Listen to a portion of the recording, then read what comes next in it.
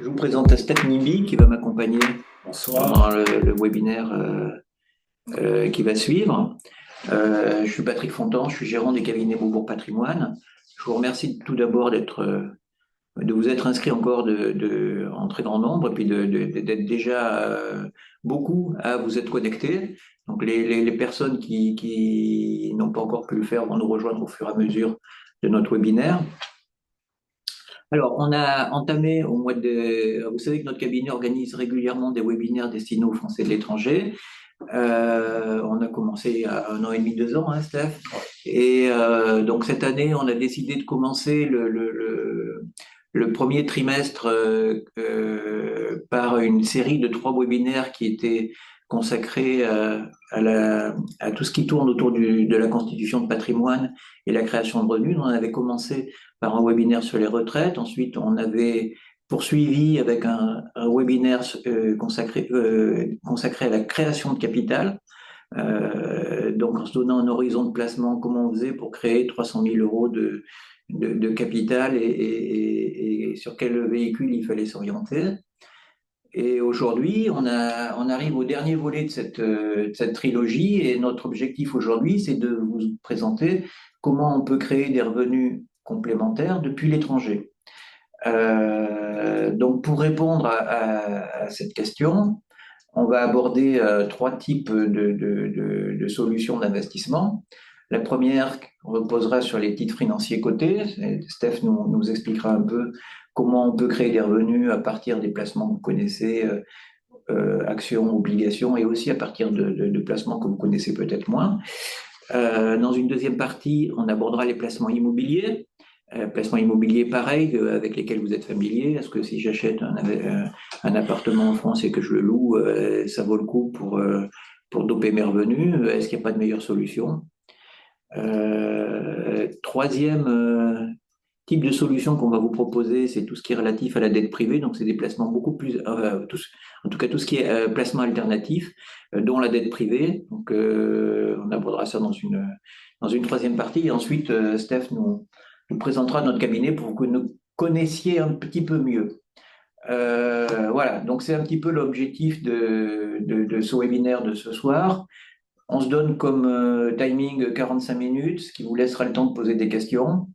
On a essayé d'être synthétique hein, par rapport au webinaire qu'on avait organisé l'an dernier. On rentre moins dans les détails, donc ça devrait normalement susciter plus de questions. On a prévu de répondre à toutes celles qui nous seraient posées.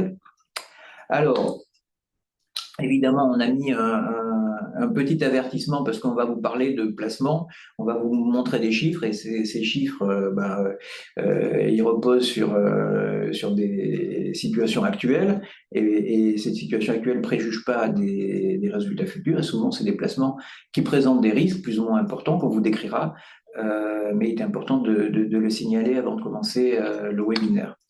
Alors, traditionnellement, ces webinaires financiers, on essaye d'attirer votre attention au début de nos interventions sur le fait que la finance, c'est pas magique et qu'il y a une loi des reins qu'il faut jamais oublier, c'est que plus on espère avoir des rendements élevés, plus il va falloir prendre de risques.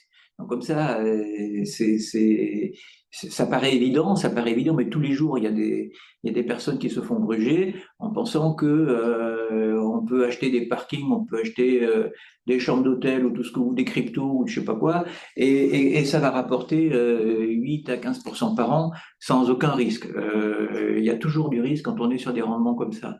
Donc nous, les rendements ou les revenus qu'on vous proposera aujourd'hui, c'est pas des revenus à la Madoff, mais ils représentent les choix que vous avez dans le marché d'aujourd'hui. Alors, comment on analyse le rendement d'un actif, donc sa capacité à distribuer des revenus? Donc le rendement, il va dépendre de 2 choses. Il va dépendre d'une composante taux et d'une composante prime de risque. Donc je vais un petit peu détailler.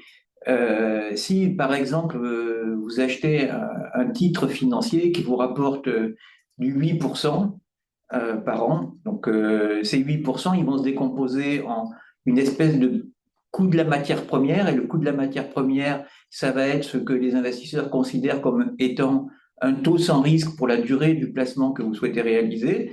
Donc, par exemple, si vous souhaitez investir aux États-Unis dans un titre qui rapporte 8% en dollars, on va regarder quel est le prix de l'obligation du Trésor américaine correspondante, qui va être de 4 et quelques pourcents. Et ces 4%, quelque part, c'est la composante taux sans risque.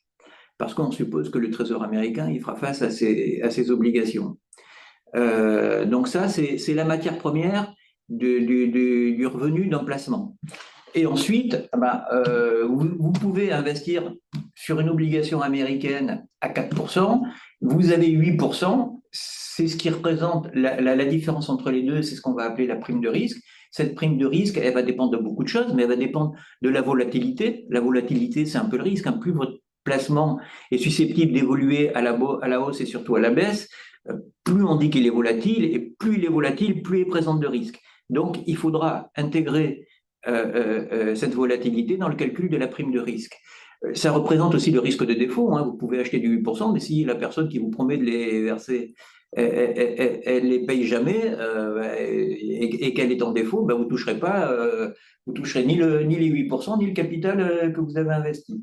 Et ensuite, à la liquidité de l'actif, vous voyez bien que c'est plus facile et on a moins de risques à investir dans un placement qu'on peut revendre tous les jours sur le marché si ça va pas bien, que des placements sur lesquels il n'y a aucun marché secondaire.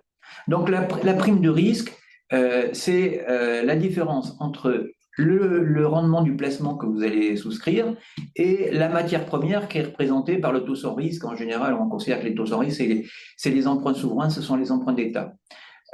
Donc, l'objectif de ce webinaire, ça va être de sélectionner pour vous une gamme de placements qui ont vocation à distribuer des revenus, après en avoir analysé le risque sous-jacent, et Steph vous décrira bien, notamment sur les placements financiers, quel type de risque on peut devoir supporter, et qui sont aussi accessibles aux Français de l'étranger, parce que vous qui nous écoutez, vous savez très bien que c'est jamais simple de trouver des établissements financiers qui acceptent assez aisément d'investir l'épargne des Français qui ne résident pas en France. Voilà un petit peu ce qu'on voulait vous dire en introduction. Donc maintenant, on va vous parler de ce qu'on avait prévu au début, les placements financiers. Les placements financiers, ils ont trois gros avantages pour vous qui n'habitez pas en France. Ils sont flexibles. Ça veut dire que vous pouvez modifier vos allocations comme vous le souhaitez. Ils sont globalement assez liquides. Donc ça, on a vu que c'était important pour analyser le risque d'un placement. Et ensuite, ces placements, ils vont avoir, on a sélectionné pour vous ceux qui ont vocation à distribuer des revenus. Vous voyez bien que si vous achetez des actions qui versent jamais de dividendes, vous avez peut-être des très beaux placements. Souvent, ça peut être des entreprises qui progressent très rapidement, mais elles ne répondent pas à l'objectif de notre webinaire ce soir, qui est de redistribuer des dividendes, de distribuer des revenus. Voilà un petit peu ce que je voulais dire en introduction de toutes les bonnes choses qu'a à nous dire Steph. Donc, Steph, on va d'abord parler d'un placement auquel on ne pense pas souvent quand on imagine d'obtenir des revenus à partir d'un placement financier, ce sont les actions. Les actions, normalement, on joue la plus-value, on ne joue pas les revenus. Effectivement, Patrick, vous avez très bien introduit la chose. En fait, une des manières pour aller chercher ces revenus complémentaires, en tout cas dégager des revenus via des placements financiers, ce serait d'aller faire des placements sur ce qu'on appelle les actions de rendement. Alors, je ne sais pas s'il faut que je revienne déjà sur ce que c'est qu'une action. Globalement, l'action, ça représente la fraction du capital d'une entreprise. Et donc, quand vous possédez une action, en théorie, vous avez des droits qui sont afférés. Certaines actions peuvent vous conférer le droit de vote et surtout, notamment, ce qui nous intéresse ici, le droit à un dividende quand il est distribué par l'entreprise. Donc, généralement, les entreprises qui vont verser des actions dites de rendement sont des grandes entreprises qu'on va trouver dans des secteurs très stables, comme la finance, l'énergie, les télécoms ou des foncières cotées. Les avantages, elles sont nombreuses. Il y en a notamment trois. Elles vont vous permettre de pouvoir toucher un revenu qui est peut-être potentiellement élevé et croissant. Pourquoi? Parce que le dividende qui est versé par l'entreprise, elle peut croître si, lors d'un exercice, l'entreprise réalise un résultat qui est plus important. Si c'est le cas, elle peut être amenée à distribuer davantage, à redistribuer auprès de ses actionnaires un résultat plus important. La liquidité qui est totale, la liquidité, elle est totale simplement parce que vous avez une action qui cote sur un marché qui est quasiment en continu, donc vous avez là toute l'attitude de vendre et d'acheter quasiment de façon continue. L'autre avantage également, c'est, et Patrick l'a un peu évoqué déjà, la possibilité de modifier votre allocation à tout moment. C'est-à-dire que là également, vous avez toute l'attitude pour aller regarder le marché et voir quelles sont les entreprises qui sont en train de distribuer et celles qui sont en train de peut-être moins distribuer et adapter votre allocation en fonction de ces contraintes-là. Alors, il existe également des inconvénients. Un des inconvénients, c'est le fait que le rendement, il n'est pas garanti. On l'a dit dans les avantages, ce revenu pouvait être potentiellement élevé en fonction des résultats de l'entreprise, mais on peut également imaginer l'inverse. Si l'entreprise a eu un exercice moins bon, vous pouvez voir votre dividende baisser, voire réduit à zéro. Donc, c'est un risque qui existe. La volatilité de l'action, Patrick l'a évoqué, il va falloir faire attention parce que en plus du dividende que vous percevez, l'idée derrière, c'est quand même de se dire qu'au moment où on vendrait, qu'en plus réaliser une plus-value. S'il y a une trop grande volatilité de l'action, vous pouvez sortir avec une moins-value, c'est tout à fait possible. Donc attention, et ça Patrick l'a également évoqué, au rendement élevé, trop élevé, parce que cela, généralement, peut masquer une fragilité de l'entreprise. On vous a mis quelques exemples de sociétés qui, aujourd'hui, distribuent un rendement, donc un dividende d'environ 7%. Dans le domaine de la santé, on a pris Pfizer, qui est une mastodonte de l'industrie. C'est le Viagra. C'est le Viagra. Alors, je ne sais pas pourquoi Patrick a peut-être un intérêt personnel. Il y a eu deux entreprises de l'industrie du tabac, mais vous avez British American Tobacco qui est très gros. Vous avez une banque qui est même une banque systémique. C'est en taille peut-être la première banque italienne qui est Intesa San Paolo, et on vous a mis également Engie, distributeur d'énergie. Pfizer verse des dividendes élevés parce qu'il a un petit peu souffert, parce qu'il a moins de médicaments en magasin qu'il en avait il y a quelques temps. D'ailleurs, il vient de faire une grosse opération de croissance externe donc ça pèse un peu, donc ça a fait baisser le cours de l'action. Du coup, ça fait remonter le rendement. Les autres, c'est typique des valeurs de rendement. Altrias et Philippe Morris, donc vous avez des sociétés qui ne sont pas dans une perspective de développement très très fort. C'est pour ça que j'ai mis deux sociétés de tabac. Parce que les gens fument de moins en moins, en tout cas dans les pays occidentaux, c'est moins vrai dans les autres pays, mais on a quand même beaucoup de visibilité sur ces activités-là qui sont moins sujettes à surprise. Donc, et comme elles ont besoin de moins investir pour se développer, elles sont capables de distribuer de manière récurrente leurs profits qui sont élevés à leurs actionnaires. Donc, c'est des bons supports pour c'est pas bon éthiquement, mais c'est bon pour le portefeuille. Exactement. Alors, une autre manière de pouvoir...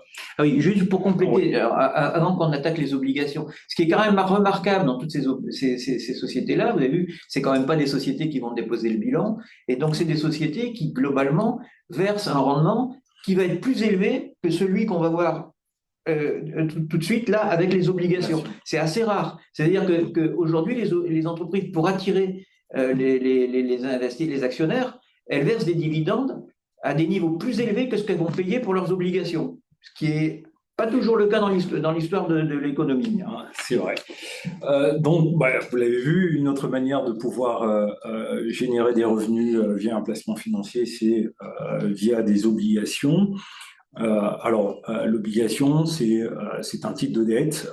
C'est une dette qui peut être émise par un gouvernement, par une entreprise, voire même une municipalité. La vocation à distribuer un coupon régulier. Le coupon va dépendre de sa distribution d'un certain nombre de points. D'abord, la politique des banques centrales. Vous savez que les banques centrales, ce sont elles qui fixent les taux courts, ce qu'on appelle les taux directeurs. Ça va dépendre également de l'inflation constatée et anticipée. Un rendement obligataire à 7% ne veut pas dire, avec un niveau d'inflation à 2%, n'a pas la même signification qu'un rendement à 7% avec un niveau d'inflation à 5%. Bon, c'est un élément, une composante importante. Le rendement va dépendre également de la devise. Un rendement de 7% en US dollars, comme actuellement, avec un taux de change, la parité euro-dollar qui est à 1 pour 1,16, n'a pas de même impact que quand cette parité est plus basse. Donc, c'est également une composante importante auquel il va falloir faire attention. Et évidemment, il y a le risque de l'émetteur parce que il existe un risque de faillite. Il y a trois manières d'investir en obligations. On peut le faire via des ETF, ce qu'on appelle couramment des trackers. L'avantage là, un des avantages, c'est notamment la liquidité. On peut peut-être juste rappeler en deux mots ce que c'est qu'un tracker. Alors, un tracker, c'est un fonds indiciel qui va suivre en fait l'évolution de son sous-jacent. Donc, de l'obligation. Je ne sais pas si je le fais de manière simple, là, Patrick. Bah, si, un ETF, ça suit un indice. Donc, on ne paye pas un gérant pour aller choisir des titres. On paye des machines pour coller à l'indice de référence. Voilà. Donc, on économise les frais du gérant. Exactement. Mais par contre, on ne fera pas mieux que le marché. Tout à fait. Alors, l'autre manière également de le faire, c'est via des OPCVM, ce qu'on appelle classiquement les fonds, couramment, comme en langage courant. La dernière manière de le faire, c'est de le faire via, donc en direct. Et là, ça va généralement, mais on va le voir dans les inconvénients, parfois nécessiter un ticket d'entrée plus élevé.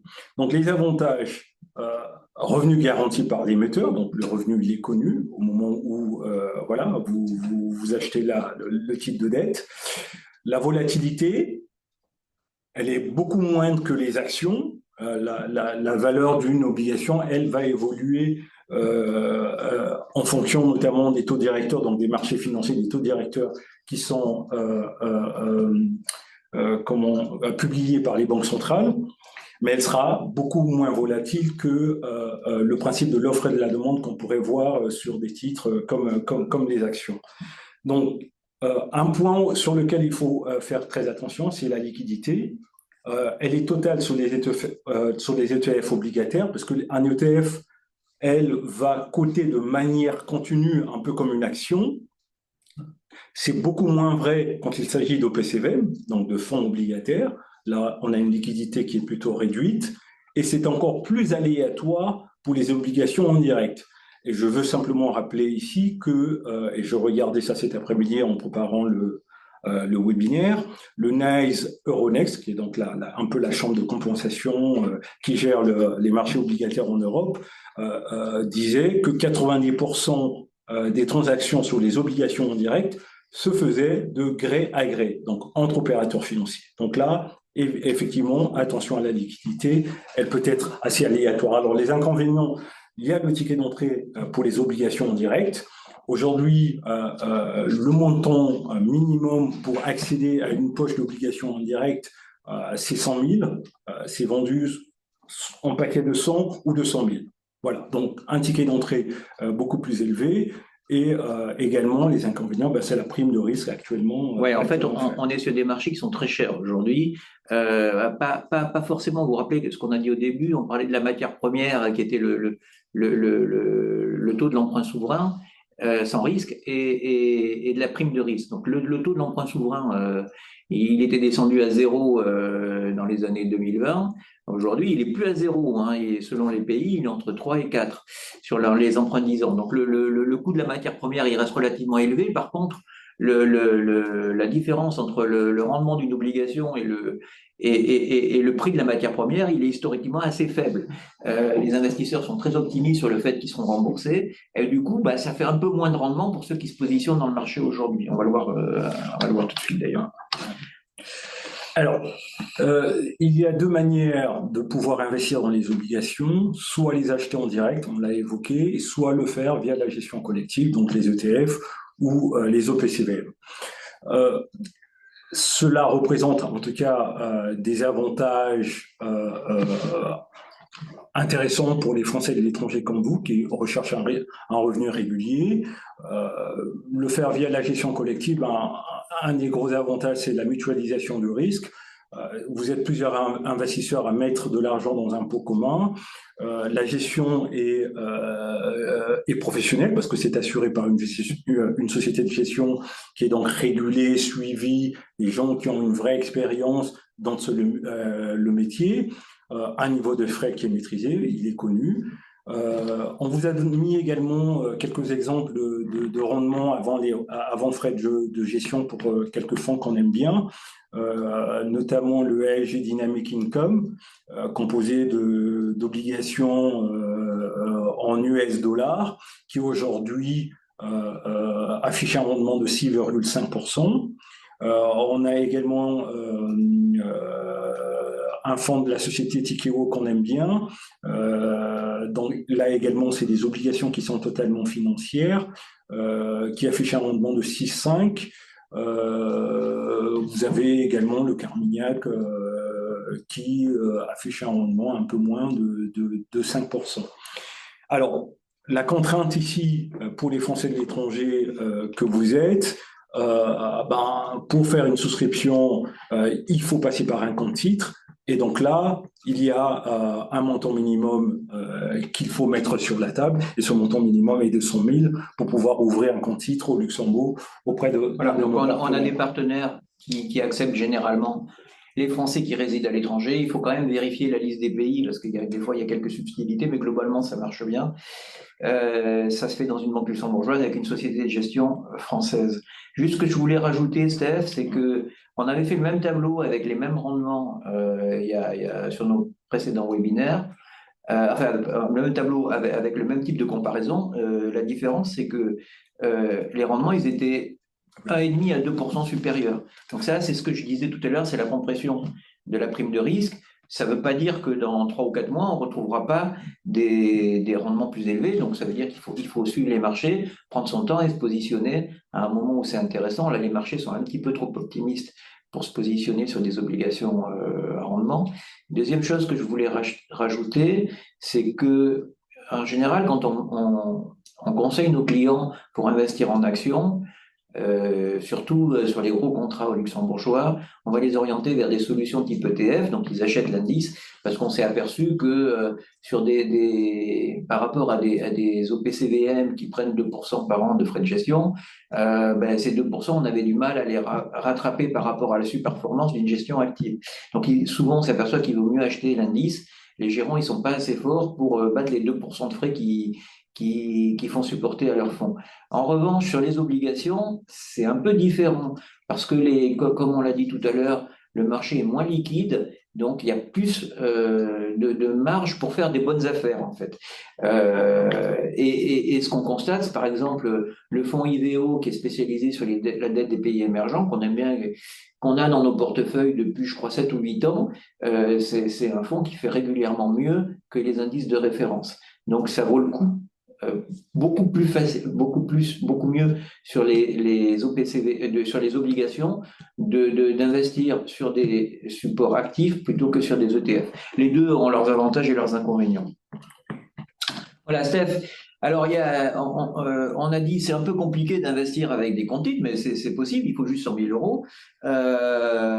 Mais c'est possible aussi de créer des revenus à partir d'un contrat d'assurance vie. Oui, effectivement.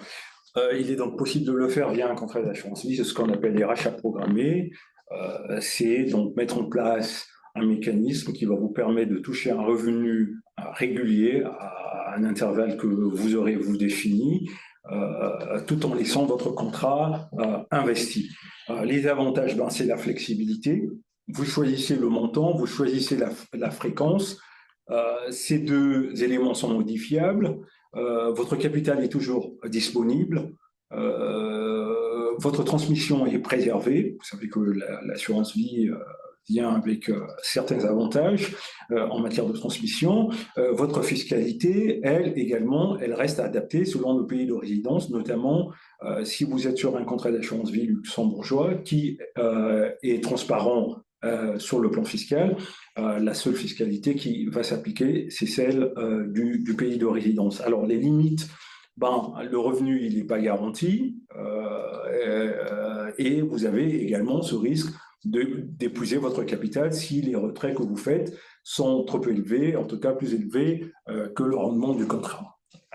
Alors, pour qui ça s'adresse? Mais ben, pour les investisseurs qui souhaitent garder la maîtrise et la liquidité du capital.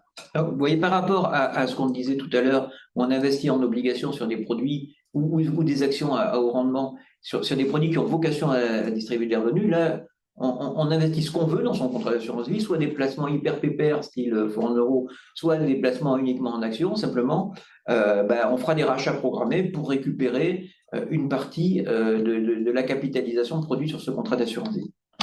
Il y a une deuxième solution d'utiliser son contrat d'assurance vie. Bah, on pourrait opter, au lieu de sortir en mettant en place les rachats programmés, comme on vient de l'indiquer, on peut choisir, opter en tout cas pour une rente viagère. Là, votre capital, il est converti et en ce moment-là, vous avez un revenu qui est garanti à vie. Les avantages, ben, c'est le fait de pouvoir percevoir un revenu qui est stable, qui est connu, garanti. Ça sécurise votre retraite. Vous avez également la possibilité de rendre reversible en tout cas cette rente viagère.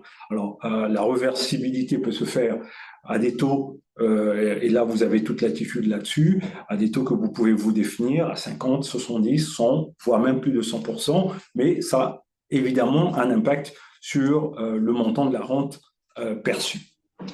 Voilà, donc vous voyez, ça fait des rentes qui sont quand même pas hyper élevées, hein, parce que 20 à 5% du capital, si vous le perdez enfin c'est pas si, vous le perdez à la fin,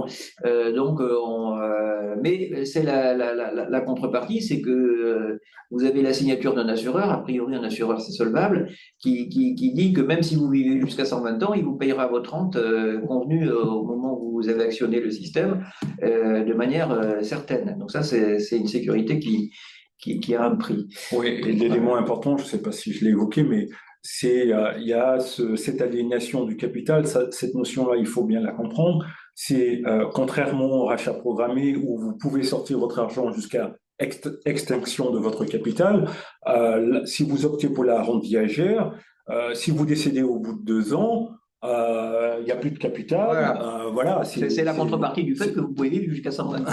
Exactement. Voilà, je crois qu'on a fait le tour sur les placements financiers. Exactement. Donc, on a vu des placements qui produisent des revenus, des placements sur lesquels on peut faire des rachats ou utiliser la technique de la rente viagère pour créer ces revenus-là.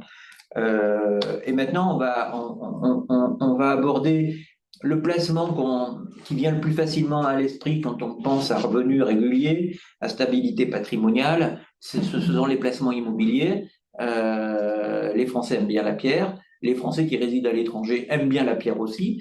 On va voir que c'est un type de placement qui pose d'autres problèmes que les placements financiers, qu'il faut bien examiner avant de s'engager dans un investissement. Et donc, intuitivement, on se dit, je vais investir dans l'immobilier parce que c'est le plus sûr pour ma retraite quand j'aurai besoin de revenus complémentaires. La pierre, c'est solide, on a toujours besoin de se loger. Voilà, mais en pratique, on va faire comment pour se positionner sur cette classe d'actifs et quel véhicule on va sélectionner? Ça, c'est un petit peu ce qu'on souhaitait vous présenter ce soir. Donc, on n'a pas imaginé, on a examiné 4 types de placements immobiliers. Le premier, c'est le plus simple. Vous avez décidé d'acheter un appartement en direct, de le louer, seul ou avec l'appui de professionnels. Et donc, on est dans un achat classique. Un achat classique, ça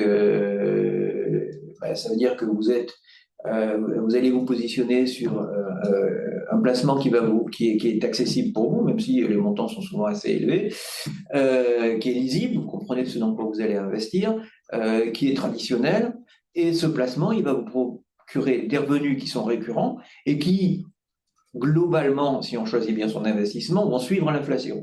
Ça, c'est pas le cas des obligations qu'on a invoquées tout à l'heure. Donc, cet investissement locatif classique, il faut bien être conscient qu'avant d'acheter votre appartement, il va falloir que vous soyez conscient que la gestion locative, surtout quand on n'habite pas en France, elle n'est pas facile. Alors déjà, pour les Français qui habitent en France, elle est compliquée.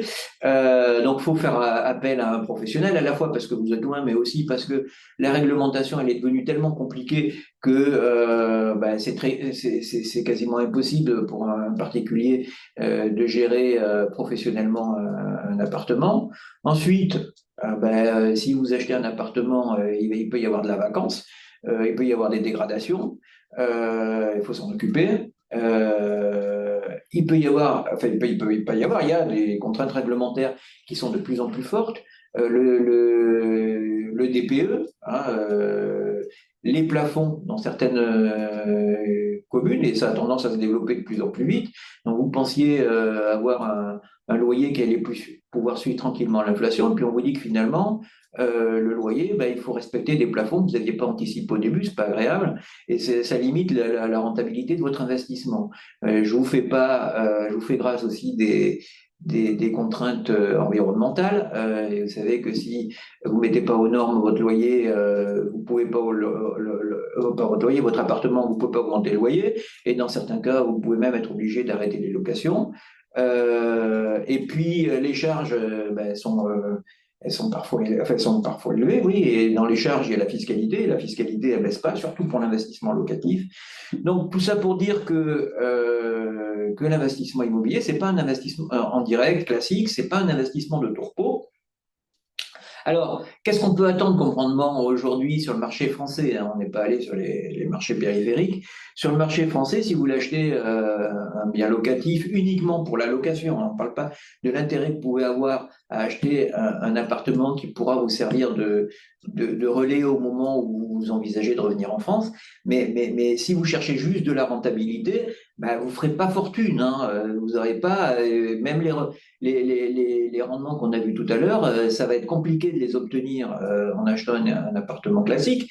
Alors, effectivement, vous pouvez avoir des rendements de 8 à 10%. Vous savez, quand on a régulièrement dans les magazines français des enquêtes sur les villes qui sont les moins chères de France.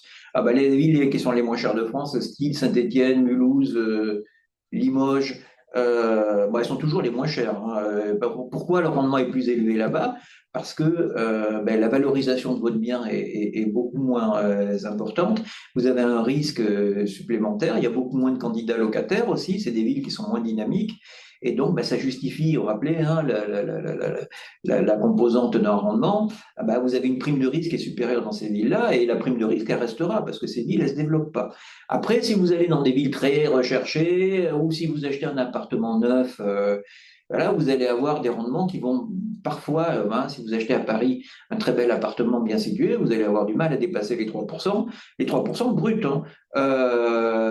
Donc, et par rapport au rendement qu'a évoqué tout à l'heure Steph, on est certes sur du. Alors, quand vous achetez du 3%, vous pouvez bénéficier éventuellement d'une valorisation de votre bien parce que souvent, ce que vous perdez en rentabilité, vous le récupérez en plus-value possible. Mais c'est pas certain. Ce qui est sûr, c'est qu'en termes de revenus, c'est pas beaucoup. Donc après, une fois qu'on a le rendement brut, une fois on a bien analysé le rendement brut, il faut aussi prendre en compte toutes les charges que vous allez devoir payer. Et les charges, on en a parlé, il y a les charges copropriété à la charge du propriétaire, il y a les charges de gestion, parce que l'agent immobilier, il ne vit pas d'amour et d'eau fraîche. Les taxes foncières, depuis que la taxe d'habitation a été supprimée, elles ont une fâcheuse tendance à monter, et vous allez avoir fréquemment des villes où la taxe foncière elle va représenter facilement 10% de votre revenu locatif. Et ensuite, vous avez les charges de crédit si vous achetez à crédit. Donc, des solutions de crédit, on en a, mais elles sont moins intéressantes qu'en 2020. Hein. Aujourd'hui, on va être sur des taux qui sont au minimum entre de 3,5%. Bah après, si vous achetez à crédit, vous aurez du mal évidemment, enfin, c'est impossible de dégager des revenus après avoir payé toutes ces charges.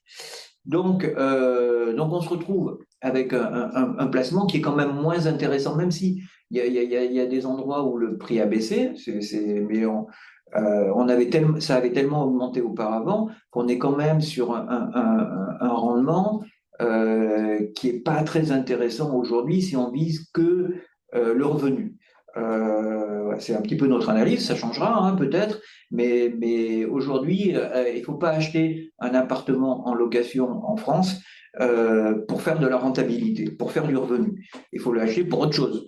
Voilà. Donc ça, c'est pour tout ce qui est immobilier résidentiel classique. Donc on va essayer de vous proposer d'autres solutions qui ne sont pas forcément d'ailleurs la panacée non plus.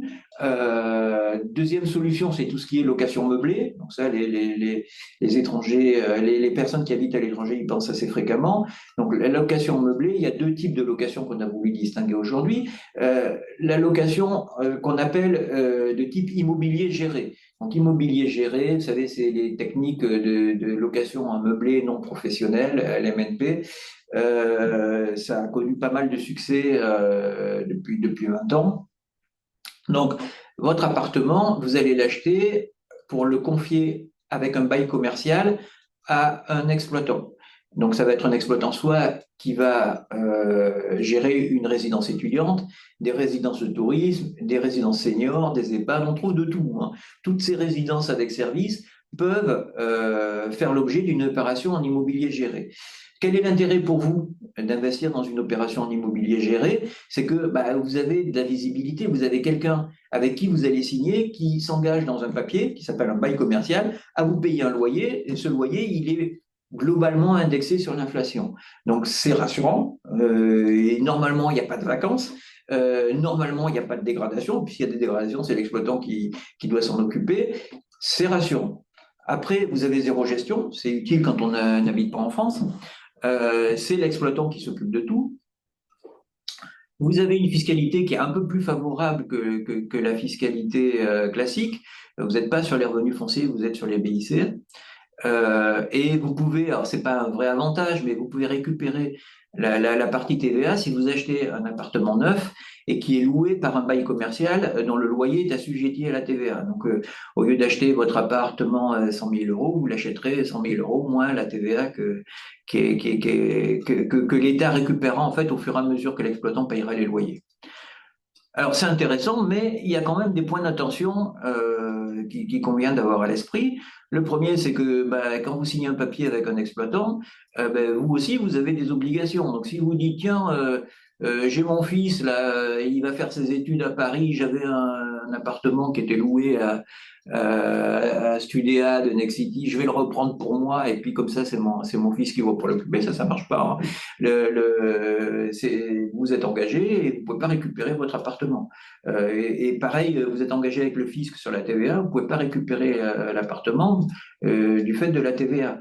Donc c'est un système de gestion qui est quand même plus contraignant que vous êtes moins libre que si vous aviez acheté l'appartement sans bail commercial. Et globalement, il faut vous dire que vous ne le récupérerez jamais pour vous, même au-delà de la durée du bail commercial, parce que l'exploitant, il bénéficie de ce qu'on appelle la propriété commerciale. Donc, si vous voulez l'expulser, il faut lui payer une indemnité.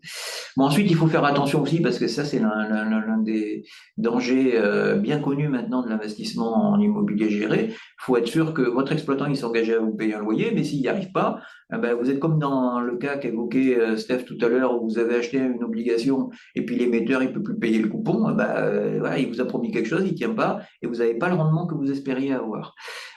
C'est arrivé fréquemment et c'est très compliqué à gérer dans les opérations en immobilier géré.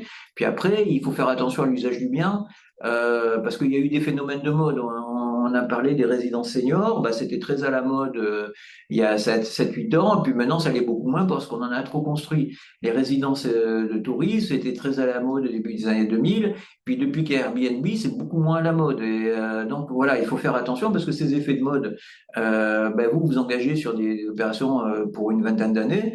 Bah, si au bout de 20 ans c'est passé de mode depuis 10 ans, votre appartement il s'est pas valorisé, hein. Et il y a de grandes chances en plus que vous n'ayez pas pu avoir les revenus que vous attendiez. Alors, une fois qu'on a dit tout ça, si vous achetez un appartement neuf dans le cadre de l'immobilier géré, qu'est-ce que vous pouvez en attendre aujourd'hui? Ça va dépendre, c'est un peu comme tout à l'heure, hein. Si vous achetez une résidence senior qui est située à Châtellerault, ça devrait vous rapporter un peu plus que si vous achetez une résidence étudiante qui est située en bordure du périphérique à Paris. Donc, dans le premier cas, vous allez être sur 3,5% et dans le second cas, vous allez être sur 5%. Mais là-dessus, il va falloir quand même payer les charges de copro du propriétaire. C'est pas les plus lourdes, mais enfin, c'est significatif. La taxe foncière, on en a parlé aussi. Et la taxe foncière, quand on achète en immobilier géré, elle est généralement à la charge du propriétaire. Donc, vous voyez, c'est pareil, ça fait pas des rendements exceptionnels, mais vous avez un loyer qui est indexé sur quelque chose qui ressemble à l'inflation, et vous avez peut-être la possibilité de bénéficier d'une valorisation de votre bien à moyen ou long terme que vous n'auriez pas eu si vous avez acheté une obligation. Après, il y a un deuxième type de location meublée auquel je sais que vous qui nous écoutez, vous pouvez être attachés, vous pouvez être potentiellement intéressés, c'est la location saisonnière. La location saisonnière, bah, vous achetez un appartement, généralement, vous le gardez pour votre usage personnel pendant une certaine période, et puis quand vous n'êtes pas en France, bah, vous allez le donner en gestion à une plateforme comme celle qu'on connaît, hein, Airbnb, Booking et bien d'autres. Et bah, gestion directe, c'est un peu compliqué quand on n'habite pas en France. Donc, on va faire appel à un service de conciergerie. Alors ça c'est hyper professionnalisé hein, aujourd'hui. C'est assez facile de trouver dans tous les endroits en France des services de conciergerie qui s'assureront de gérer la rotation de vos locataires. Le problème, c'est que bah, le rendement, il était tellement élevé par rapport à la location classique avec toutes les contraintes qu'on a vues précédemment que le législateur, ah bah, il s'est mis il a essayé de mettre en place un certain nombre de contraintes au moins équivalentes à celles qu'on a sur de l'immobilier classique, pour pas qu'on n'ait que des Airbnb un peu partout.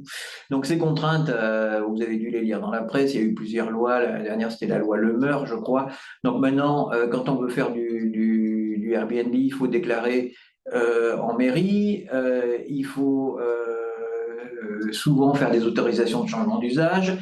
Dans les grandes villes, c'est quasiment impossible parce que il faut acheter la contrepartie de la commercialité à la municipalité. C'est très très compliqué.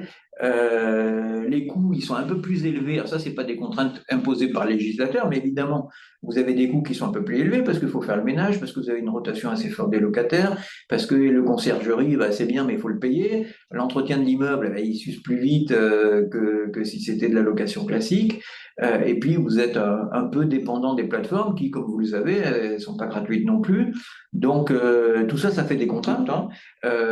C'est pas pour autant que ces contraintes rendent l'investissement en location saisonnière inintéressant. D'abord parce que souvent pour les Français qui résident à l'étranger, c'est une manière d'obtenir des rendements complémentaires sur un bien qu'on détient déjà. Donc ça, et puis parce que quand vous regardez les tarifs de Airbnb et que vous les comparez aux tarifs de la location classique, dès que vous avez loué 2 mois par an, vous êtes déjà gagnant. Donc malgré toutes les contraintes qu'on impose, ça reste encore un calcul qui est intéressant. Faites attention quand même que ça vous dispensera pas de payer la taxe d'habitation puisque ça sera considéré pour vous comme une résidence secondaire. Donc vous paierez la taxe foncière et la taxe d'habitation. Voilà. Évidemment, faites attention au fait que vos revenus ils seront pas les mêmes au mois de novembre et au mois d'août. Faites attention aussi au fait que la réglementation, elle a été durcie. C'est pas pour autant que le législateur est arrivé au bout de ses idées et il peut trouver d'autres contraintes.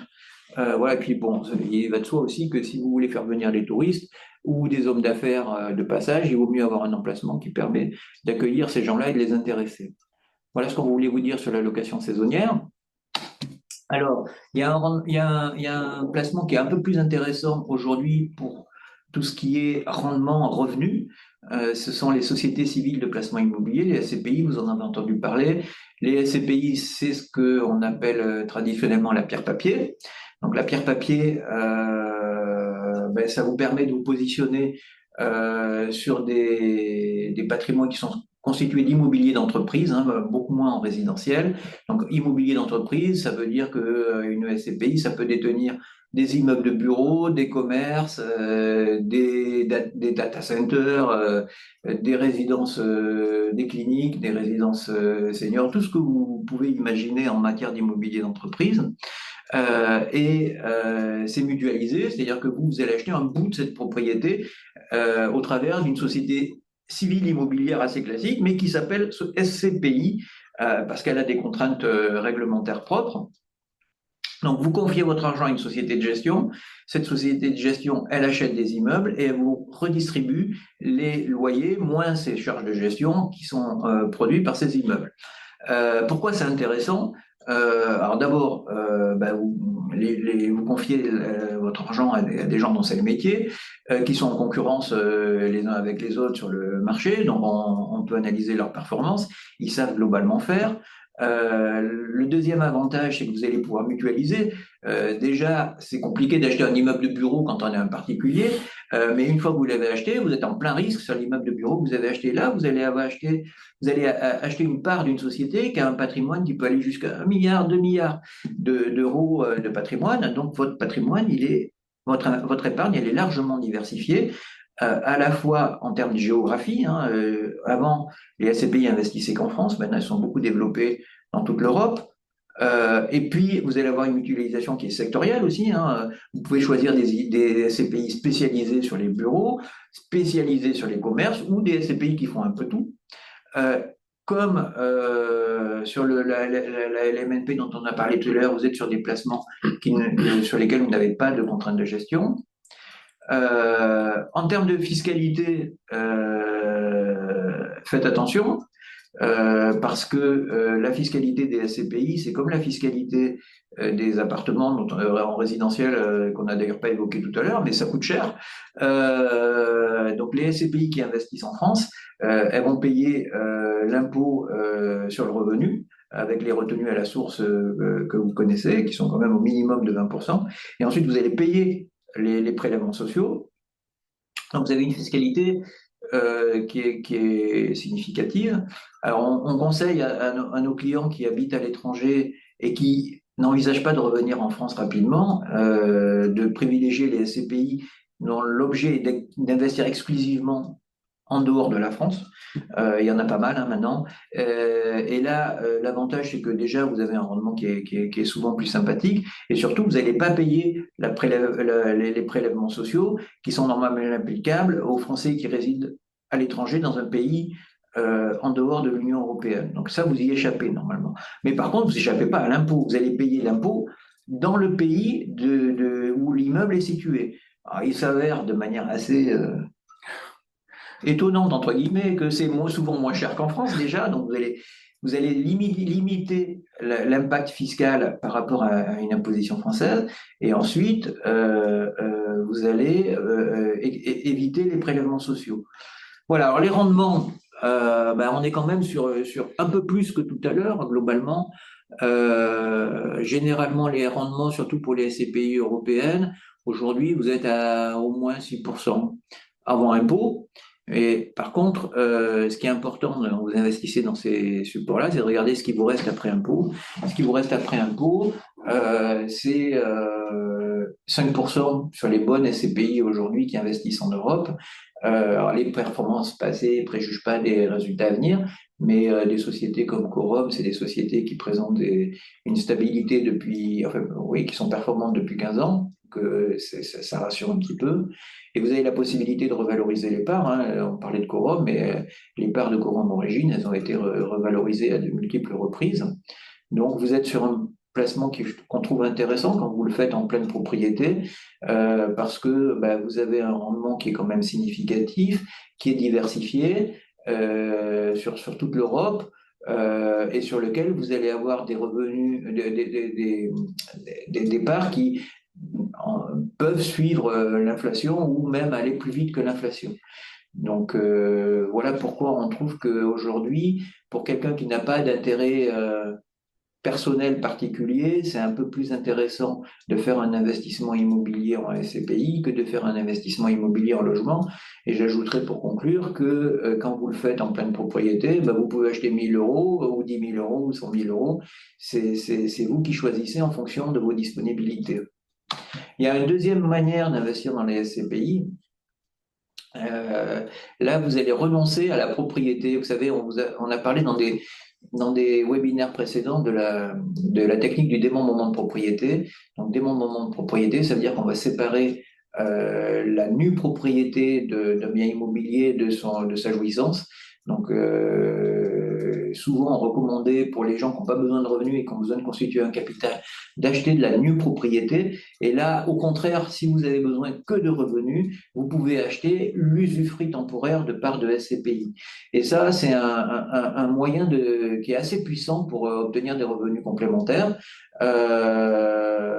Donc, pareil, vous choisissez le montant que vous souhaitez investir et vous choisissez la durée pendant laquelle vous allez récupérer les loyers. Par contre, évidemment, le deal, c'est qu'au terme de cette durée, vous n'avez plus rien. Donc, vous n'allez toucher que des revenus par rapport au capital que vous allez apporter à cet investissement. Donc, c'est un outil qui est intéressant, surtout quand on veut partir à la retraite. Et contrairement à une rente viagère, si vous décédez avant, la durée elle est fixe. Donc si vous êtes, si vous décédez avant la fin du démembrement, c'est vos héritiers qui bénéficieront des revenus complémentaires. A contrario, si vous décédez après, vous n'aurez plus les revenus qui proviennent de ce placement immobilier. J'ai voulu vous prendre des exemples de ce que ça peut donner parce que ça permet quand même de visualiser par rapport aux rentes viagères dont on avait parlé tout à l'heure. Si vous achetiez en démembrement, donc en usufruit temporaire, les parts des SCPI Quorum Origine, qui est un peu la SCPI la plus connue en immobilier européen, si vous achetez 100 000 euros de parts de SCPI Quorum Origine, alors évidemment le prix va dépendre de la durée pendant laquelle vous acceptez de percevoir les revenus. Donc si vous choisissez une durée de 10 ans, donc votre capital de 100 000 euros, il vous rapportera 12 600 euros par an. Et si vous choisissez 20 ans, il va vous rapporter 11 400 euros par an. Vous voyez que par rapport aux rentes viagères qu'on avait évoquées tout à l'heure, on n'est pas sur les mêmes gammes. Alors, c'est pas viager, mais on est quand même avec des niveaux qui sont bien supérieurs et qui peuvent être intéressants dans certaines situations personnelles. Voilà, donc on en a un petit peu fini sur les placements immobiliers. Vous voyez que aujourd'hui, dans le marché actuel, on vous conseillera plutôt, on vous orientera plutôt, si vous n'avez pas d'intérêt particulier personnel à acheter un bien immobilier classique, on vous invitera plutôt à choisir la pierre papier qui nous paraît présenter un meilleur rapport rendement-risque aujourd'hui. Alors, pour finir un petit peu cette présentation, on a envisagé de vous dire un mot de placement alternatif. Donc, les placements alternatifs, c'est des placements où vous n'êtes pas sur de l'immobilier, vous n'êtes pas sur des marchés réglementés. Donc, vous n'êtes pas sur la bourse, vous êtes sur des marchés de gré à gré, si vous voulez. Et donc, ces placements, ils peuvent être intéressants parce qu'ils peuvent être plus performants. Vous avez moins de liquidité, donc normalement, ça doit rapporter plus.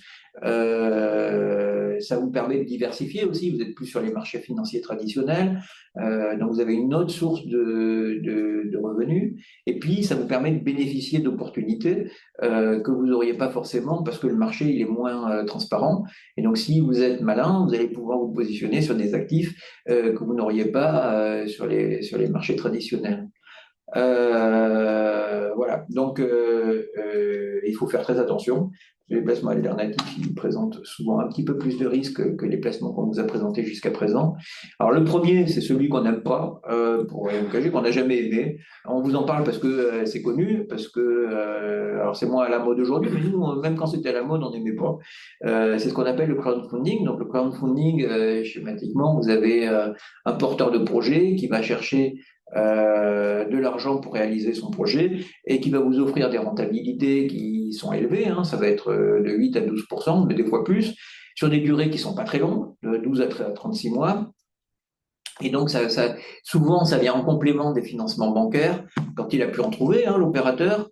Et il y a deux grandes catégories dans le crowdfunding.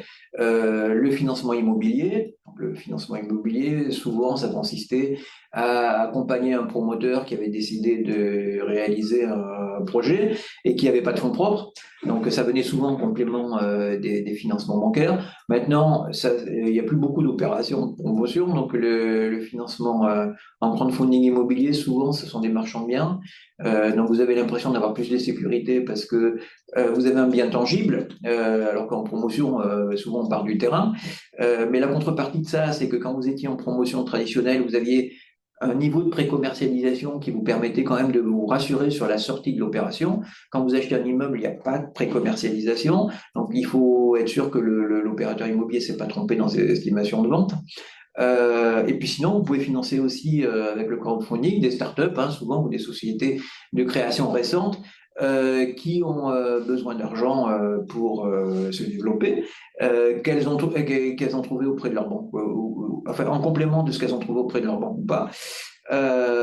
Donc c'est des placements qui sont sexy, hein. Il y a des plateformes qui sont spécialisées là-dessus. Vous avez Club Funding, enfin, il y en a plein, hein. Ça a été très à la mode jusqu'à il y a 2-3 ans. Donc là où bon, je ne veux pas faire un dessin avec la crise immobilière qu'on a rencontrée, il y a des accidents, il y a beaucoup d'accidents et pas limité au seul financement immobilier, hein. Les startups, elles ont aussi du mal des fois à renoncer leur crédit. Et les chiffres qui sont donnés par les plateformes, souvent, ils sont faux.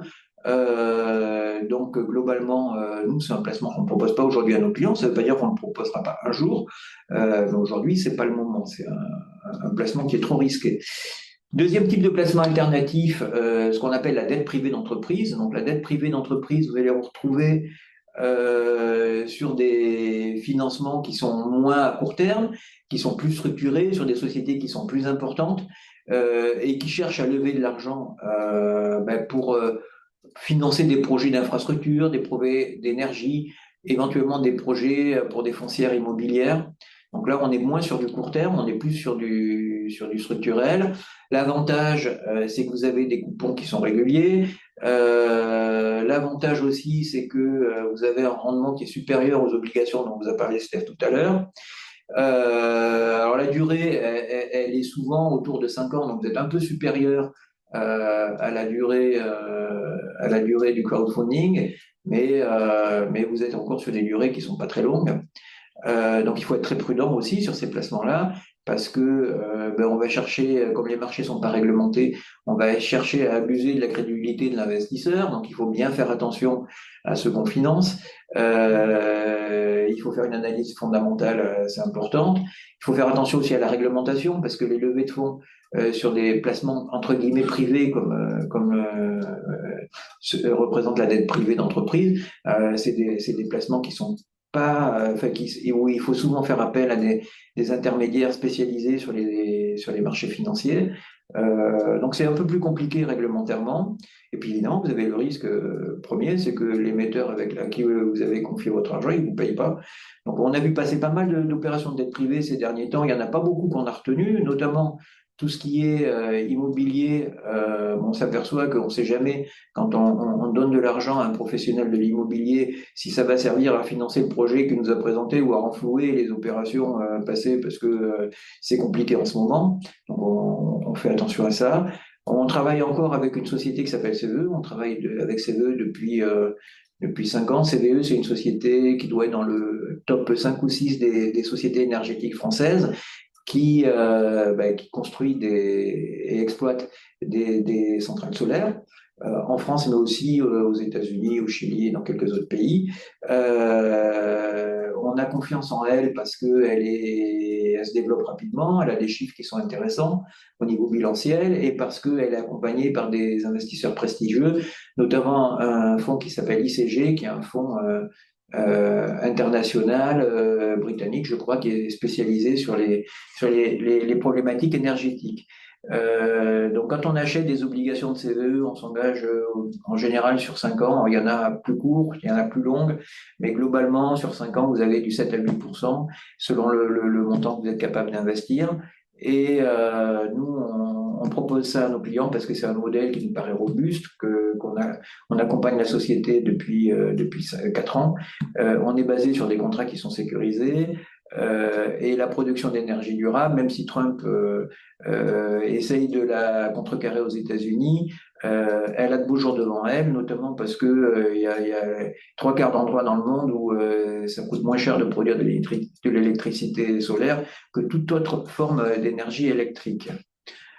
Voilà ce que je voulais vous dire sur les placements privés. Donc faites attention, enfin sur les placements alternatifs. Il faut faire attention, il faut être très sélectif, surtout en ce moment. Voilà. Donc, on a balayé l'essentiel de ce qu'on voulait vous dire ce soir en termes de solutions capables de créer des revenus pour les Français qui résident à l'étranger. Steph, on peut peut-être dire quelques mots de notre cabinet. Oui, effectivement. Alors, le cabinet existe depuis 40 ans. On est totalement indépendant, on n'est pas adossé à un gros groupe, d'où notre indépendance en matière de conseil auprès de nos clients. On accompagne les Français de l'étranger depuis 2008, jusqu'à se rendre physiquement sur certains des territoires où nous avons des clients, notamment en Afrique.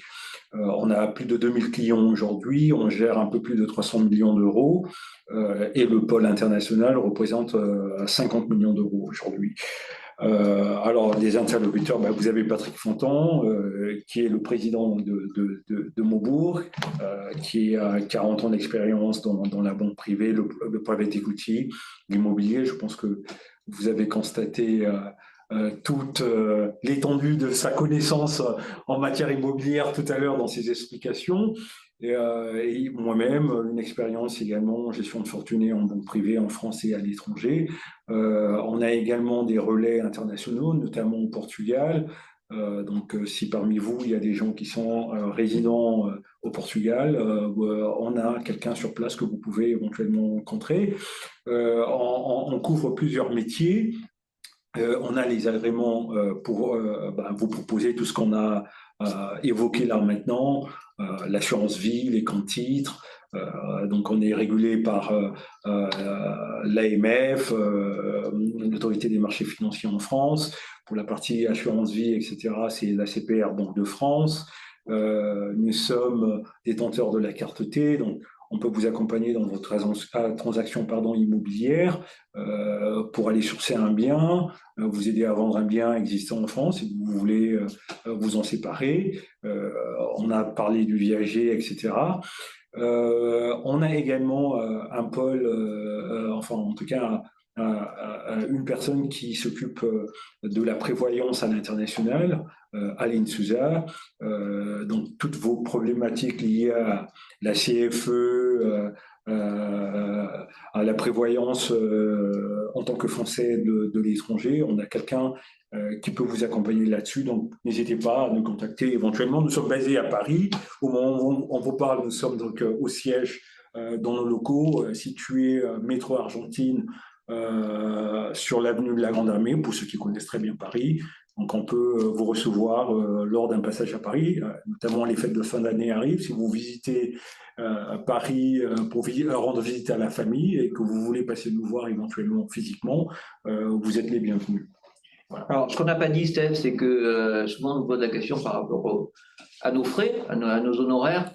Donc, les honoraires, généralement, on est payé par les producteurs de produits qu'on vous propose. On est payé en toute transparence, hein. Avant de vous proposer un produit, on va vous dire combien on va être rémunéré. Mais on est rémunéré par nos clients que dans les cas où on fait des prestations de conseil. Sinon, on ne touche jamais d'argent de nos clients. En fait, c'est toujours les compagnies d'assurance vie, les sociétés de gestion ou les sociétés de private equity aussi qui nous rémunèrent directement. Vous avez des conseillers quand vous travaillez avec Mon Patrimoine qui vous sont affectés sur le long terme. On ne vous proposera pas de produits maison, on n'en a pas. Donc, on va aller à chaque fois chercher la meilleure solution pour vous. Et pour vous qui résidez à l'étranger, ben, la meilleure solution, c'est souvent de trouver les partenaires qui déjà acceptent de prendre des personnes qui n'habitent pas en France parce qu'elles ont des contraintes en termes de conformité qui sont bien supérieures à la normale. Donc ça, on a fait ce travail-là. Et ensuite, une fois qu'on a identifié les partenaires avec lesquels on pouvait travailler quand le client n'habitait pas à l'étranger, il faut aussi choisir celui qui est le plus performant. Donc ça, c'est notre métier. Et on a un petit peu l'habitude de la clientèle internationale et des problématiques fiscales et de transmission. Vous savez qu'on a un prochain webinaire qui est organisé sur le sujet. On a été un peu long, hein, Steph, par rapport, on s'était fixé comme objectif 45 minutes, on a dérapé, j'ai été trop bavard. On vous avait promis de répondre à vos questions, donc si on ne vous a pas trop endormi, on vous propose d'utiliser la fonction question-réponse. Sinon, comme on le dit habituellement, on vous enverra un replay du webinaire. Si vous êtes endormi pendant notre webinaire, vous pourrez le réécouter. On vous enverra les supports de présentation. Steph se tient à votre disposition pour organiser un rendez-vous sous forme de visio, ou éventuellement, si vous venez à Paris, dans nos bureaux, il pourra vous rencontrer, ou éventuellement, si vous êtes dans un pays dans lequel on va souvent, par exemple le Maroc, il peut venir vous voir au Maroc. Steph, je crois que on a tout dit. On vous remercie d'avoir été aussi patient. On vous invite donc à utiliser cette fameuse question-réponse que vous n'utilisez pas pour l'instant. C'est rare, hein, parce que souvent on a beaucoup de questions. Donc, tout était clair, a priori. Voilà, tout devait être clair. Merci en tout cas. Vous savez que vous pouvez retrouver sur notre site internet tous les webinaires qu'on va organiser prochainement et vous inscrire à ceux qui vous intéressent. Je vous dis à très bientôt. Et merci Steph. Merci à vous. Allez, au revoir.